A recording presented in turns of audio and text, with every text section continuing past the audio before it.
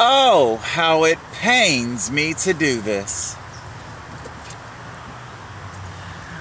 Hey guys, what up? Total Control 871 coming in with some breaking news here. Supreme Court Justice Anthony Kennedy is retiring, and that represents an extreme fundamental power shift in the United States Supreme Court. That's what we're going to be talking about. Our thumbnail, excuse me, I'm cracking a do. We got some, it is very serious, that kind of fundamental shift in power. It's extremely serious, and we're going to be talking about the implications of this power shift. I know I've been saying it for a little bit there that I was going to be doing like a Transformer political episode. As I stated, our Republicans are Decepticons and our Democrats are Autobots. I'm just gonna see if I can hit this mythos off real quick. Hold on just a second, because I know maybe not all of you are really up to snuff on your Transformer mythos. Transformers are beasts of burden. The Autobots and Decepticons, they're beasts of burden. And of course, I'm strictly talking about Generation 1, the early 80s cartoon. I know there's been a lot of incarnations and Beast Wars and all that jazz. I'm not talking about any of that. I'm talking about, hardcore Generation 1 Transformers. I tell you, the Asians, they really do have a very, very unique perspective on American political landscape. I'm pretty sure, Asians, specifically the Japanese, meaning the bombs we dropped on their ass. I'm not speculating with that. A lot of their, a lot of their animation, not like the goofy shit, because I know they got like lots and lots of goofy shit, but a lot of your, I guess they call it manga. I don't know if I'm calling it right. I know definitely a lot of your Americanized Japanimation, Americanized Japanimation, it would be Transformers, G.I. Joe. It went under a couple of different monikers. G-Force, and I'm not talking about some fucking hamster movie for any of you who are so young and might be thinking something. It was called G-Force, or sometimes called Battle of the Planets, or by its more Asian name, Gatchaman. If I got that right. Transmute. Oh, there's a funny story involving a members-only jacket that I could tell you, but we don't got time. Anyway, a lot of that, a lot of Americanized Japanimation and stuff like that. So that style of animation. And of course, like with your things like Akira, landmark in animation. I believe that came out in the early 90s, if I'm not mistaken. The animation, to be hand drawn like that, it truly was, it was remarkable, landmark. It won several awards. It all dealt with massive bombs and explosions. That's a reoccurring theme in a lot of these Americanized Japanimation. Our Star Blazers, the wave motion gun. Again, we see a weapon of mass destruction. Boom. Robotech, massive explosion. Macross City is now in the belly of the SDF-1. Anyway, enough of that. We're getting down to our Transformers here in our link in description below. God bless them. They really did sum up everything that is happening with our United States Supreme Court justices the political landscape, amazing. They really did just pretty much sum it up in 45 seconds. I do indeed encourage you to check out that link. It's entitled Starscream's Revenge, and it is indeed the whole summation of what the Republican Party is definitely doing.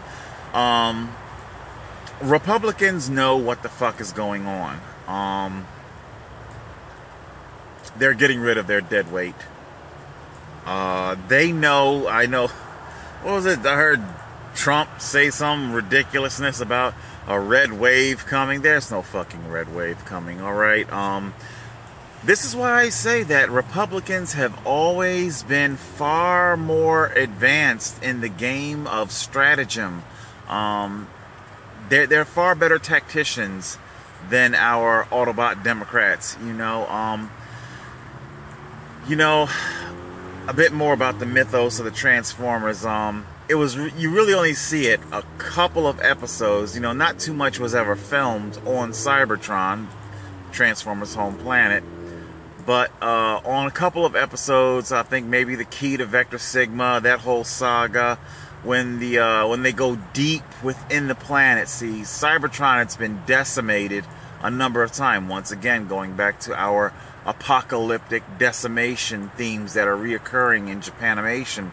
You know, Cybertron has, you know, and what happens is the Autobots and Decepticons, they always just simply build on top of the old world, you know, making the planet bigger and bigger and bigger. They just keep building on top, you know, kind of like that. And as they go down into the deep core of this planet, on whatever particular mission they're on at that particular month. I think one particular episode may have been key to Vector Sigma, because they want to give new life to to new Transformers.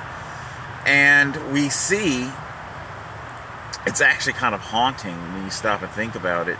Like, it's always in the background, far off in the background, you'll see infrastructure for humanoids. And you can see that once upon a time, Cybertron was populated by a humanoid-type life form. How much of it was robot, how much of it may have been organic, we don't exactly know. Another quick tidbit about Transformers, the toys existed long before the cartoon ever did. It was one of those scenarios where Americans from toy companies, in this particular case it'd be Hasbro, they travel over to Asia. They go to whatever expo. Sometimes it's not even an expo. Believe it or not, a lot of these reps from these different toy companies, they'll just go down to their market district, literally, like you'll have like your Chinatown here in America, and just the street vendors, and they'll walk along and they'll like, hey, they'll see like packaged toys and stuff. This is a cool toy. I'd like to Americanize this toy, and then they'll get in contact with the manufacturer over in Asia, yada, yada, yada. They got to go do the whole white man power dance type thing. Number one, the biggest thing that a lot of it had to overcome was regulation. Oh my God, I could get some shit saying this. The Asians, they don't have like constraints on lead and stuff like that, because, oh my God, I don't want to start some shit. For whatever reason, American children, toddlers, put a lot of shit in their mouth. I can't exactly testify that Asian toddlers do or don't do this. All I know is that they don't have these regulations, and who are we kidding? Asians are fucking smart as shit, you know?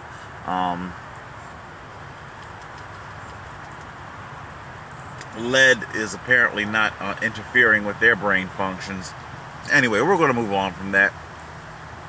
And that's what happens, you know, representative, these are cool, wow, holy shit. They turn from a robot to a car, to a jet, to a this, to, you know, hey, this is cool. They Americanize the toy, they bring it back to the States. Hey, not only are these things so fucking cool, but you know what?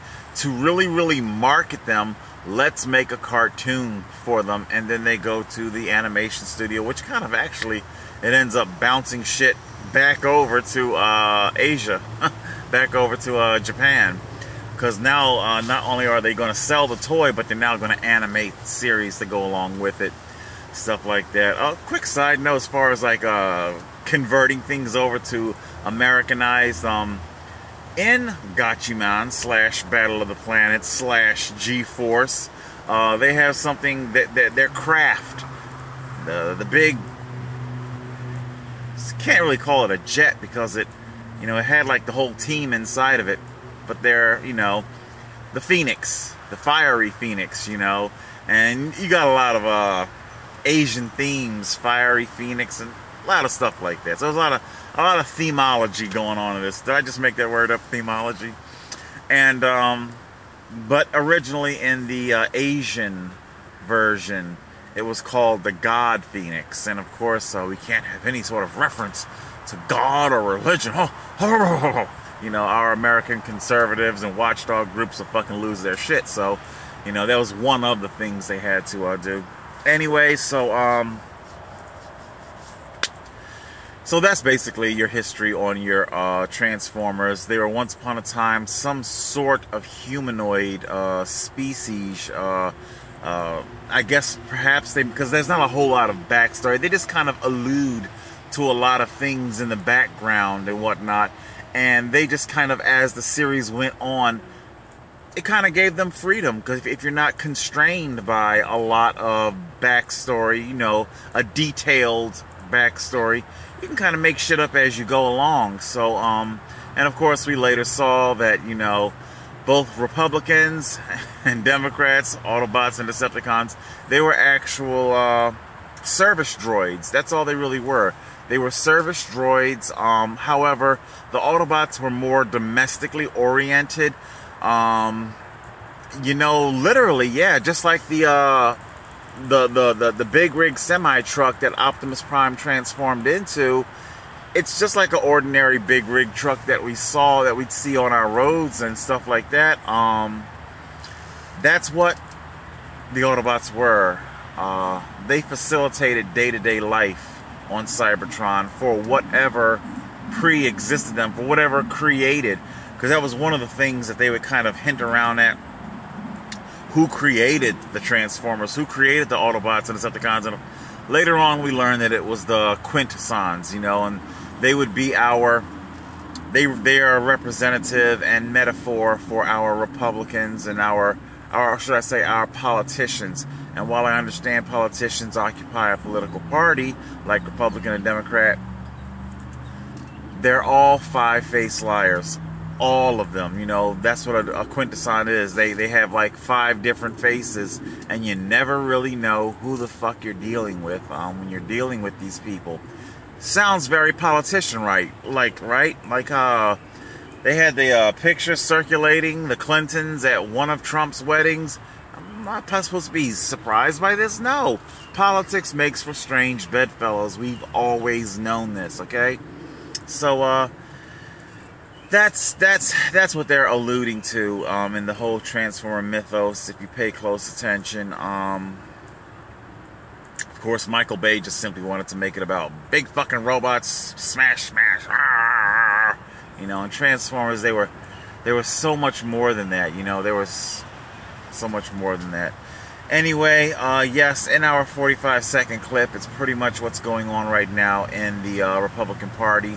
The Republicans, they know. Like I say, they are very excellent at the art of stratagem. You know, they're excellent tacticians, and they know that a massive blue wave is coming. And right now, they are battening down their hatches. They're cutting loose their dead weight. We see a lot of moderate Republicans going off into retirement. A lot of them are not seeking re-election. Paul Ryan, it's not so much they're necessarily moderates, but they understand the clusterfuck circus that comes with a Trump administration. So if it's not because they're moderate, then they're fucking jumping ship because they just don't want to fucking deal with this shit, you know? And the Republicans right now, they're just simply, this whole maneuver of, I can't really say that they forced Kennedy out. Kennedy might simply actually be retiring of his own volition. But, needless to say, they're definitely going to pounce on this to put in an extremely staunch, extremely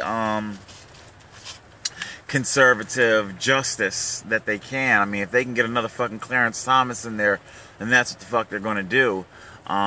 Because they understand that they need to hold on to real power. They understand that the base, because you hear Donald Trump's base being spoken about quite often.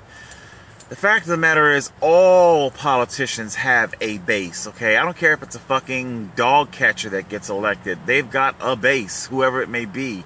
So they all have a base. And Donald Trump's base is very poorly educated, very poorly everything, you know. And what they're doing is that they understand they can't bank on that base because that base is a little bit shot out. And frankly, I don't think it's just simply big or powerful enough to for the Republican Party to actually hold on real power. So they're definitely reaching for the Supreme Court to definitely see to it that they can hold on to some real power. As yes, I believe, just like with Megatron, I believe the Republican Party is going to dump the shit out of Donald Trump in 2020. I truly do believe this. Oh, how it pains me, as Starscream would say. Indeed. And you know, and come this November, that's what I'm meaning to say, by the way, the midterm elections, not so much, they're not, that's what I'm trying to say. I don't know if I misspoke earlier, but it's the midterm elections this November that the Republicans are strategizing around right now. They understand that in 2020, Trump's going to be a one-term presidency. Nobody wants to put up with his fucking circus. The man's a nightmare.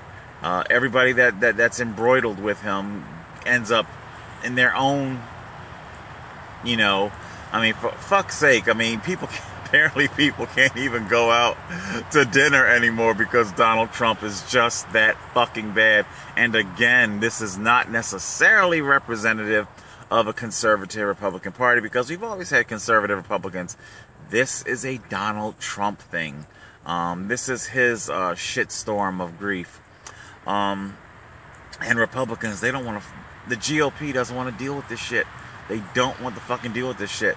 So it is definitely a maneuver of survival. I'll give you another quick tidbit about Transformers.